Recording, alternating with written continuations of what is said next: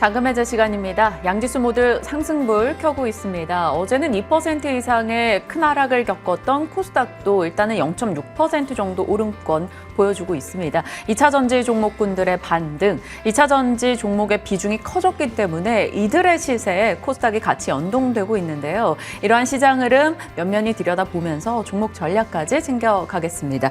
메리츠증권 도곡지점의 임성우 부장과 함께합니다. 어서 오세요. 안녕하세요. 네, 현재 시장 분위기 어떤지 머니맵 통해서 먼저 살펴보겠습니다. 어제 대비 상승 종목 개수가 훨씬 많습니다. 어제 급락했었던 2차 전지 종목군들 오늘은 상승불 켜고 있죠. 미국에서 테슬라 4% 이상의 상승 혹은 다른 전기차 종목들의 급등의 영향을 받기도 했고요. 화학 섹터 같은 경우는 또 PBR 종목군에 포진이 되어 있기 때문에 관련한 이슈로도 상승세에 포착되고 있습니다. 포스코 홀딩스 같은 맥락 오늘 5% 이상 뛰어오르고 있고요. 지주사들 내에서도 삼성물산을 필두로 해서 일부 종목들 주주 환원책에 대한 기대감 갖고 있습니다. 다만 미국에서 10년물 국채금리가 하락했음에도 불구하고 네이버와 카카오 등의 종목에서는 일단 반등을 주지 못한다는 점 조금 아쉽게 느껴지고 있네요. 자, 시장 그래도 어제보다는 조금 나은 흐름이 전개되고 있는데 어떻게 바라봐야 될지 전략 챙겨보겠습니다. 지난 시간에 사실 언리얼 엔진 VR 모드에 대해서 이제 임성우 부장께서 얘기를 해주시고 웬만한 경제 채널 중에 가장 먼저 그걸 좀 짚어주셨던 것 같아요. 그리고 나서 게임이나 혹은 XR 기기 부품 쪽 종목들 또 좋은 시세를 내기도 했는데 관련해서 뭐 추가적인 시각 있으실까요? 예, 지난주에 XR 테마가 굉장히 핫했는데 사실 변동성도 굉장히 컸어요. 어제 같은 경우는 일부 종목은 하한가도 가고 그랬는데 그러면 이게 뭐 며칠짜리 테마였느냐 봤을 때 저는 이제 그렇게는 안 보거든요. 그 일례로 이제 어제 그 관련주 중에 4x4라는 종목이 있는데 그 대표님이 어제 하한가에 추가 매수를 하셨더라고요. 그러니까 이제 이거는 테마성으로 끝나는 재료가 아니라 좀 길게 좀 뭔가 시작된 하나의 산업의 태동이라고 저는 생각하고 있어서 계속 좋게 봐야 되는 테마다 이렇게 생각하고 있습니다. 네. 좋습니다. 어제 좀 급변동 나왔던 종목군에 또 4x4도 들어가 있었기 때문에 좀 갖고 계신 분들의 고민이 있으실 텐데 그에 대한 뭐 시각 정리도 살짝 도와주신 것 같아요. 오늘도 관련한 산업과 조금 연결이 있는 종목입니다. 종목 분석을 자세히 해주시기 때문에 곧장 종목 이야기로 들어가 보도록 할게요. 첫 번째 종목 열어봅니다. 잔금 해제 해보면 라운텍, XR시대, 필수 기업 내용 하나씩 열어보겠습니다. 사실 XR 쪽 이슈가 과거에 한번 나왔다가 조금 침체됐다가 이슈적 측면에서요. 다시 비점프로 이슈로 인해 좀 부각받는 느낌입니다. 일각에서는 캐즘을 극복했다 뭐 이렇게도 보는데 AR, VR 이 시장의 성장에 대해 코멘트 해주세요. 네. 그 말씀하신 대로 21년도에 메타버스 테마가 떴다가 이제 갑자기 또 죽었죠. 그 이유는 저는 콘텐츠가 없어서였다고 생각하거든요. 근데 이 UEVR이라는 게 갑작스럽게 XR 콘텐츠를 대확장하게 해주는 계기를 만들어줬어요. 그래서 올해 아마 메타라든지 뭐 여러 업체, 삼성전자라든지 여러 업체들에서 XR 기기 경쟁이 붙을 거로 예상이 되고요. 뭐 비전 프로가 일단 이번 주 금요일 출시를 하는 것도 있고요. 그래서 올해부터 차트에 보시다시피 24년도부터 갑자기 성장 곡선이 가팔라지는 모습을 지금 시장 분석기관에서 예측을 하고 있는데 이거 뭐 비단 비전 프로 출시 때문만은 아니고 UEVR이라는 이 콘텐츠 확장의 계기가 같이 더해졌기 때문에 이런 속도가 나오는 것이다라고 생각이 됩니다. 네. 네. 사실 뭐 최근 마이크로소프트도 메타버스 관련 서비스를 또 공개하기도 했고 다른 이제 빅테크 업체들에서 이 관련 산업에 관심을 많이 두고 국내 업체도 그 시장에 좀 참전하는 것을 계속 선포하고 있습니다. 그래서 시장에 대한 관심은 있는데 종목 선별이 어려웠었거든요. 그래서 라운텍에 대해서 좀 더 자세히 들어가 볼게요. 업황에 대해서는 그럼 설명을 해주셨으니까 라운텍이 갖고 있는 독보적 기술은 어떤 분야입니까? 네. 지금 그러니까 우리가 XR 기기 착용할 때 디스플레이 기술이 좀 되게 중요한데, 그러니까 마이크로 디스플레이라고 하죠. 그 현재 마이크로 디스플레이 기술에는 3가지 정도가 있습니다. 엘코스, 올레도스, 레도스 이렇게 3가지 정도가 있는데 레도스는 사실 지금 상용화에 아직은 좀 문제가 있어요. 비용상이라든지 문제가 있어서 에코스 아니면 올레도스 쪽으로 이제 기업들이 이제 추진을 하고 있는 걸로 네. 알고 있는데 이 회사는 세 가지 기술을 모두 보유한 우리나라에서 유일한 팹리스 업체입니다. 그 중에서 주력은 현재 엘코스 기반의 AR 글래스 쪽으로 주력 매출이 일어나고 있는데요. 네. 그 특히 엘코스가 이제 지금 AR 기기 시장은 50% 정도가 이 엘코스 디스플레이가 점유를 하고 있고 그 엘코스 시장 내에서 이 회사는 80%의 점유율을 갖고 가고 있습니다. 그래서 이 시장 내에서는 굉장히 리더의 위치에 있다 이렇게 보여지고요. 네. 이렇게 보시는 것처럼 이 다양한 제품군을 다 갖고 있는 중에 엘코스 쪽으로 현재는 주력 상품인 거고요. 그렇습니다. 네. 네. 근데 이 사실 XR 이거 기기에 대해서 할 때 저 같은 경우는 전 좀 높은 고층 엘리베이터만 타도 살짝 멀미하거든요. 네. 근데 이런 XR 기기를 했을 때 멀미에 대한 얘기가 나오잖아요. 그와 관련해서 또 막 이제 보완점들 네. 이런 것도 체크해 볼 필요 있을 것 같아요. 네, 맞습니다. 이 XR 기기 착용했을 때 한 30분 이상 하기가 어렵거든요. 그건 이유는 말씀하신 대로 첫 번째 무게, 두 번째 어지럼증 때문인데 맞아요. 이 어지럼증이 나오는 이유는 그 레이턴시 때문이에요. 그러니까 이 우리 뇌에서 지시하는 이 인식하는 그 영상과 네. 이 화면에서 주는 영상 사이에 시간차가 있기 때문이거든요. 그래서 그 레이턴시를 해소하는 게 좀 관건인데 네. 이 회사가 또 그 어지럼증을 해소하는 컨트롤러 SOC 기술을 또 특허를 냈습니다. 이 화면 보시는 것처럼. 네. 그래서 이 SOC를 모듈화해서 마이크로 디스플레이로 모듈화해서 지금 공급하는 상황이거든요. 그래서 상당히 향후에 잠재력이 있는 업체라고 저는 생각이 됩니다. XR 기기 관련한 디스플레이 기술을 다 보유하고 있고 관련해서 특허 내용까지도 언급을 주셨기 때문에 라운텍을 저희 체크해 보도록 하겠습니다. 그리고 나서 또 다른 포인트도 저희가 봐야 되는 게 빅테크사들과 그러니까 든든한 뒷배가 얼마나 자리하고 있는가가 좀 중요할 것 같아요. 사실 IT 쪽에 투자를 한다라는 것은 거의 빅테크 이벤트 드리븐이거든요. 네. 그들이 무언가를 하는 것에 영향을 워낙 주가가 많이 받기 때문에 뭔가 있을까요? 네. 이 회사 좋게 보는 이유 또 한 가지가 이제 바로 글로벌 기업들과의 레퍼런스를 갖고 있다라는 부분인데 이제 세계 최대 AP 제조사 Q사라고 이제 표현을 하는데 사실 뭐 Q사 하면 다들 아시겠죠? 예, 그 회사의 마이크로 디스플레이 레퍼런스 플랫폼에 이 회사 등록이 돼 있습니다. 네. 그러니까 거기 등록돼 있다고 해서 뭐 앞으로 Q사가 만드는 AP가 장착된 XR 기기에는 무조건 라운텍에 마이크로 디스플레이 들어간다. 뭐 이거 확장은 아니지만 네. 어쨌든 굉장히 의미가 있는 내용이고요.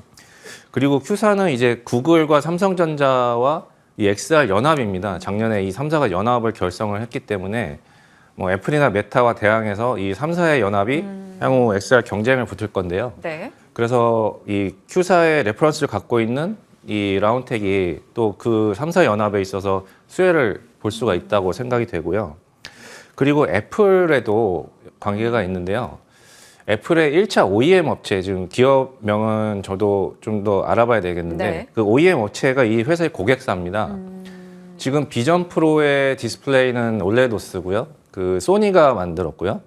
소니가 이제 럭셔라는 업체가 OEM을 담당을 했거든요. 근데 지금 굉장히 고가잖아요, 비전 네. 프로는. 그래서 대중화되기가 어려운데 애플이 2세대, 3세대 비전 프로 가면서는 가격을 낮출 거거든요. 그러면 그때 가서는 혹시나 이 다른 OEM 업체로 확산이 될 여지가 있어요, 디스플레이 공급이. 그래서 그때 혹시 기회를 잡을 수도 있다, 이 가능성이 있는 거고요. 네. 그리고 이제 지금 이 기기 시장에서 1등이 어쨌든 메타인데, 메타는 이제 우리가 그 오큘러스 퀘스트라는 그 VR 기기에 우리가 이제 많은 관심을 갖고 있지만 사실 작년에 AR 글래스도 출시를 했었습니다. 근데 이 AR 시장에서는 사실 매직 리프라는 회사가 조금 선두권에 있는 회사예요. 매직 리프의 AR 글래스는 검색해 보시면 다 나오는데 엘코스를 사용하고 있습니다. 그러니까 엘코스 시장에서 이제 라운텍이 상당히 잘하고 있는 회사고 매직 리프라는 회사가 있는데 메타가 이 매직 리프의 IP를 라이센스하는 협상을 하고 있는 걸로 알고 있거든요. 그래서 이렇게 결국 정리해 보면은 뭐 Q사 그리고 애플 메타 이렇게 현재 XR 기기를 어떻게 보면 이제 주도할 큰 빅테크와 어떻게든 다 발이 걸쳐져 있는 회사라고 볼 수가 있거든요. 그래서 좀 좋은 잠재력이 있는 것 같습니다. 비전 프로 쪽도 봐도 이제 차세대 모델 등이 계속 나왔을 때는 고객사 다변화 움직임 속에서 라운텍이 갖고 있는 힘이 좀 부각될 여지가 있다라는 점, 그리고 메타 쪽, 퀄컴 쪽 네. Q사라고 하셨으니까 네. 대충 추정을 해봤습니다. 이렇게 빅테크 쪽과 연결할 수 있다라는 점을 기대 요소로 꼽아주셨고, 그러면 가격 전략을 살펴봐야 될 것 같아요. 말씀 주신 대로 AR, VR 종목들이 뭐 일정 뭐 4x4도 그렇고 어제 뉴프렉스도 변동이 조금 크긴 컸었고요. 상승했지만, 그리고 라운텍도 어제 변동폭이 워낙 컸었습니다. 그래서 가격 갖고 계신 분들을 위해서 좀 자세히 잡아주셔야 될 것 같아요. 네. 일단은 뭐 목표가 12,000원 정도로 잡았는데요. 그 어제 같은 경우는 사실 이번 주부터 이슈가 된 그 저 PBR 섹터에 대한 그 수급 쏠림이 몰려가면서 기존의 성장주에 대한 대규모 매도세가 네. 나온 것 같거든요. 그래서 뭐 어떤 이 테마가 끝났다거나 뭐 회사 자체에 문제가 있다거나 이런 거는 아니었기 때문에 다시 뭐 매수 관점에서 다시 보셔도 될 타이밍인 것 같고요. 뭐 선절가 7,000원 정도는 그냥 뭐 기계적으로 저는 한 15% 정도 선절가를 이제 잡은 거고, 네. 예, 이 회사가 상장 후에 15,000원까지 간 적이 있었어요. 그래서 일단은 12,000원 정도까지 1차적으로 보시고 그 후에 한번 더 추가적인 고려를 해보시면 좋겠다 생각이 됩니다. 네. 목표가 위로 좀 넉넉히 잡아주셨어요. 12,000원의 1차 목표가 얘기해 주셨습니다. 그 이후 추가적으로 AS 할 거고요. 손절 라인은 7,000원 잡아주셨습니다. 첫 번째 종목 라운텍 살펴봤어요. 어제 변동이 조금 있었기 때문에 안 그래도 궁금하셨던 분들 많으셨을 텐데 오늘 이제 전략이 추가됐으니까 참고해 보시길 바랍니다. 두 번째 종목으로 가겠습니다. 이번에는 반도체 소재 쪽이네요. 솔브레인, 오픈 AI, 삼성연합의 최대 수혜주다. 포인트 잡아가겠습니다. 솔브레인 차트 보면 4분기 정말 남부럽지 않았거든요. 그러다가 이제 최근에 샘알트만 다녀가고 나서 약간 세론 느낌으로 관련주들이 막 흔들림을 보였는데 같이 조금 밀렸습니다. 안 그래도 많은 분들이 궁금하셨을 것 같은데 포인트 잡아가 보죠. 가동률 상승. 네. 결국 반도체 업황이 개선된다라는 거죠? 네, 맞습니다. 지금 반도체 업계는 HBM 덕분에 이제 하이닉스도 흑자 전환을 했고 뭐 하고 있지만 사실 기존의 D램과 낸드 업황도 지금 턴어라운드 하는 상황이에요. 네. 이 차트에 보시다시피 23년 말 혹은 24년 초부터 D램, 낸드 모두 가동률이 턴어라운드가 예상이 되고 있죠. 이 메모리 업체의 가동률이 턴어라운드 한다는 얘기는 결국 소재 업체들이 좋아지는 얘기거든요. 그 소재 투입량이 늘어나기 때문에. 이 회사는 이제 뭐 다들 잘 아시는 회사이기 때문에 뭐 시가객 그리고 CMP 슬러리, 프리커서 이런 반도체 쪽 소재 매출 비중이 75%에 달하는 회사이기 높네요. 때문에 네. 국내 소재 회사 중에서 이 가동률 상승에 있어서는 가장 베타가 큰 회사다. 이렇게 보실 수 있겠습니다. 네. 가동률 혹은 출하량 뭐 이런 쪽의 키워드가 잡힐 때는 여지없이 반도체 소재 쪽에 관심도가 올라갔는데 올해로 봤을 때 지난 연말부터 개선되고 있는 가동률 상승 또 출하량 증가 모멘텀을 계속 받아갈 수 있다 이렇게 판단을 주신 겁니다. 안 그래도 웨스턴 디지털에서 뭐 낸드 재고가 많이 줄었다 이런 얘기를 또 새벽에 내놓기도 했었는데 지켜보겠습니다. 다음 포인트 가겠습니다. 이런 거 좋아요. 독점. 뭔가 투자 포인트에서 이제 투자자들이 굉장히 혹하는 키워드인데 삼성 독점 공급인가요? 네, 이제 시가객이 이 회사 주요 아이템인데 그 중에 세 가지 시가객이 있습니다. 불상계, 인상계, 초상계 세 가지가 있는데 특히 불상계는 좀 D램 쪽으로 보시면 될 것 같고 네. 인상계는 낸드 쪽으로 보시면 될 것 같고 초상계는 이제 파운드리 쪽으로 보시면 될 것 같아요. 뭐 정확하게 딱 구획이 나눠지는 건 아니긴 한데. 네. 근데 이제 인상계와 초상계 쪽은 삼성전자 내에서 거의 독점적인 공급을 하고 있습니다. 이 삼성전자의 이 기술 진화 트렌드가 계속 쌓는 거잖아요. 네. 그러니까 HBM도 그렇고 낸드도 지금 200단대 이상으로 지금 뭐 다 쌓여가는 상황이고 이 미세화되고 용량을 더 직접하기 위해서는 계속 더 쌓여가는 추세인데 이 쌓여가면서 결국은 그 시가격이 하는 역할은 평탄화하고 이제 잘 정렬을 맞춰서 잘 깎아서 잘 쌓게 하는 그 역할을 해주는 네. 그 소재이기 때문에 계속 더 쌓을수록 시가격은 더 많이 쓰일 수밖에 없습니다. 그래서 이 회사가 더구나 독점 공급이기 때문에 삼성전자의 그런 회사 그 기술 진행 방향에 있어서 네. 최대 수혜라고 볼 수가 있고, 그리고 이제 온디바이스 AI가 이제 이 시대가 됐는데, 이제 지난해까지는 엔비디아 위주의 그 GPU, 그러니까 대규모 서버 인프라, 고비용이 들어가는 그 대규모 서버 인프라가 AI 시장의 화두였다면은, 이제는 사실은 많은 업체들이 그 자기의 커스터마이즈된 칩을, AI 칩을 만들고 있어요. 그래서 이 업체들은 사실 그런 엄청난 비싼 GPU가 필요한 게 아니라 자기들이 비즈니스에 맞는 그 역할을 해줄 수 있는 AI 칩이 필요한 거거든요. 맞춤형 반도체. 그렇죠. ASIC 칩이라고 하는데. 그래서 사실 삼성전자 파운드리가 TSMC를 앞서겠다고 공언은 했지만 사실 지난 몇 년간 이렇다 할 뭐 TSMC를 추격하지는 못했잖아요. 근데 이제 온디바이스 AI 시장에서 ASIC 칩 시장이 확대가 되기 때문에 삼성전자 파운드리 정도의 이 회사면은 충분히 굉장히 많은 다수의 업체들로부터 러브콜을 받을 수가 있는 상황이 됐습니다. 이 샘 알트만의 방안도 그런 일환이라고 생각이 되고요. 네. 그래서 이 삼성전자 파운드리가 이제 좀 어깨를 펼 수 있는 시대가 됐는데, 그에 따라서 이 솔브레인도 초상계, 이제 파운드리 쪽 초상계 에천트를 독점 공급하거든요. 그래서 같이 발맞춰서 성장할 수 있는 이제 발판이 마련됐다, 이렇게 볼 수 있을 것 같습니다. 맞춤형 반도체, 어찌 보면 막 대규모 물량이 아닐 수 있지만 그런 맞춤형 주문이 계속해서 늘어난다라는 것은 소재는 또 계속해서 들어갈 일이 생긴다라는 것이기 때문에 온디바이스 AI 시장의 확장, 맞춤형 반도체 주문 증가, 결국 소재 증가 뭐 이런 식으로 연결을 해볼 수 있겠다. 투자 포인트 이해받았습니다. 다음 포인트 가겠습니다. CMP. 미세 공정하면 뭐 CMP 공정 얘기 이렇게 들어봤던 것 같은데 정확히 잘 모르겠어요. 네. CMP는 이제 영어 약자가 화학기계적 연마라는 뜻인데요. 지금의 HBM 공정에서도 CMP 공정이 반드시 들어가야 되고요. 특히 지금의 HBM 공정은 TC 본딩으로 만들어지죠. 네. 한미반도체가 만드는 장비. 근데 한 1, 2년 이내에 HBM4가 양산이 되면은 하이브리드 본딩으로 간다고 지금 얘기가 나옵니다. 하이브리드 본딩은 이제 기술적인 얘기를 뭐 자세히 하긴 그렇지만, 네. 이 기존의 TC 본딩은 가운데 솔더볼이 들어가서 접착하는 구조였다면, 이 하이브리드 본딩은 솔더볼이 빠지고 그 웨이퍼와 칩이 이제 그대로 포개어지는, 그래서 두께가 얇아지면서 더 용량이 커지는 이런 효과를 줄 수 있는 이제 본딩 기술인데요. 네. 하이브리드 본딩 기술이 적용이 되게 되면 CMP 공정 수가 급격히 늘어날 수밖에 없습니다.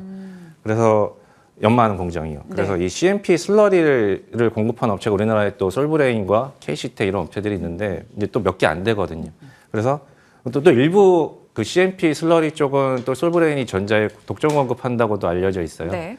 그래서 이 기술의 진화에 있어서 굉장히 솔브레인의 이 앞에서도 그 시가격도 그렇지만 CMP 슬러리 쪽도 기술 진화에 있어서 계속 실적이 늘어날 수밖에 없는 상황이다, 이렇게 말씀드릴 수가 있고, 이 그림은 이제 파운드리 공정에서 네. 이제 다우케미컬에서 준 자료인데요. 이 CMP 공정의 개수입니다. 밑에 보시면 나노수고요. 미세화 공정으로 갈수록 이 CMP 공정의 층이 네. 더 올라가는 거죠. 공정수가 더 늘어나야 된다는 얘기니까. 그러니까 파운드리 공정에서도 미세화 공정으로 갈수록 CMP 공정이 더 늘어난다. 네, 이 말씀을 드릴 수가 있겠습니다. 네. 이렇게 표로 보니까 좀 명확하네요. 나노수가 낮아질수록 CMP 공정수가 올라가기 때문에 미세 공정 싸움에서 반드시 필수적인 그 과정, 솔브레인의 역할에 대해서 얘기해 주셨습니다. 오늘은 한 2% 정도 밀리고 있습니다. 26만 6천 원인데 손절 라인 22만 원 잡아주셨고요. 목표가 38만 5천 원으로 여유 있게 체크해 두겠습니다. 솔브레인 그리고 앞선 종목까지 같이 좀 좋은 수익 나주길 기다려 보겠습니다. 여러분도 유튜브 통해서 다시 보기 하시고요. 오늘 말씀 고맙습니다. 네, 감사합니다.